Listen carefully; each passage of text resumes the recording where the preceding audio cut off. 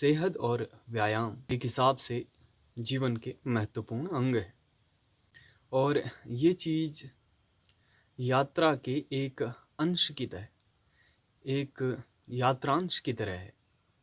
इसे जीवन के एक महत्वपूर्ण हिस्से के बारे में देखा जा सकता है।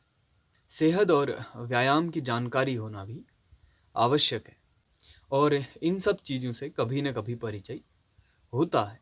वैसे ही इसे एक यात्रांश के रूप में देखा जा सकता है।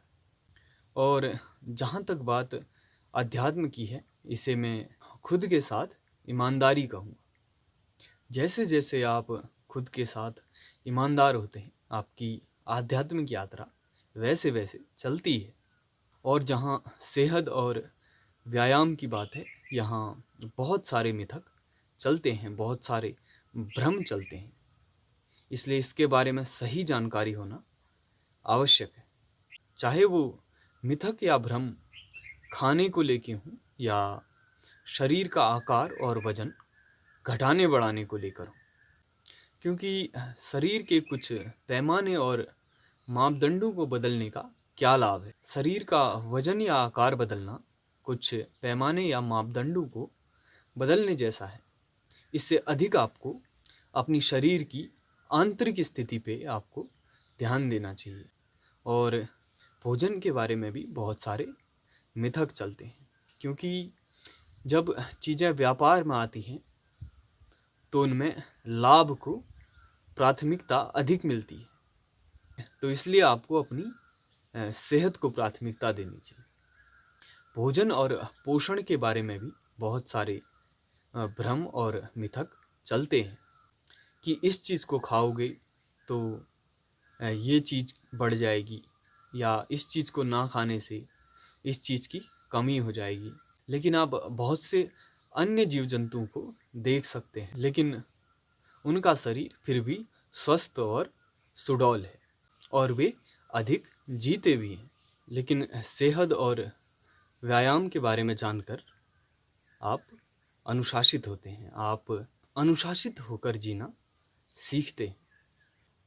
अनुशासन एक प्रकार से प्रकृति का स्वभाव ही है। प्रकृति में भी चीज़ें अनुशासन से चलती हैं, जैसे कि सूरज है, चाँद है, दिन है, रात है, और भी चीज़ें जो एक प्रकार का अनुशासन ही दर्शाती है।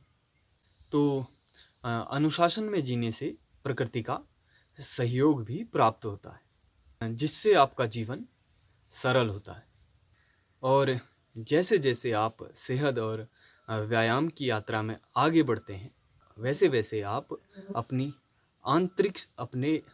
आंतरिक शरीर पे भी ध्यान देना शुरू करते हैं। आप अपनी सेहत को प्राथमिकता देना शुरू करते हैं। आप प्राणायाम के लिए भी प्रयास करते हैं, क्योंकि ये बात समझने की है कि चाहे वजन या आकार कम या ज़्यादा हो, इससे ज़्यादा फर्क इस बात से पड़ना चाहिए कि शरीर स्वस्थ है या नहीं। आध्यात्म का सवाल ऐसा है कि आध्यात्म स्वभाव है, क्योंकि कभी न कभी व्यक्ति का ध्यान खुद पे जाता है। कभी न कभी व्यक्ति शीशे में देखता है कि आखिर वो खुद कैसा है। इसे आप आत्म अध्ययन भी कह सकते हैं, जिसका मतलब कि जो कोई वास्तव में है उसका अध्ययन, ना कि जो प्रतीत होता है। कभी न कभी व्यक्ति इस बारे में भी सोचता है कि वो जैसा भी है वो वैसा पैदा नहीं हुआ था।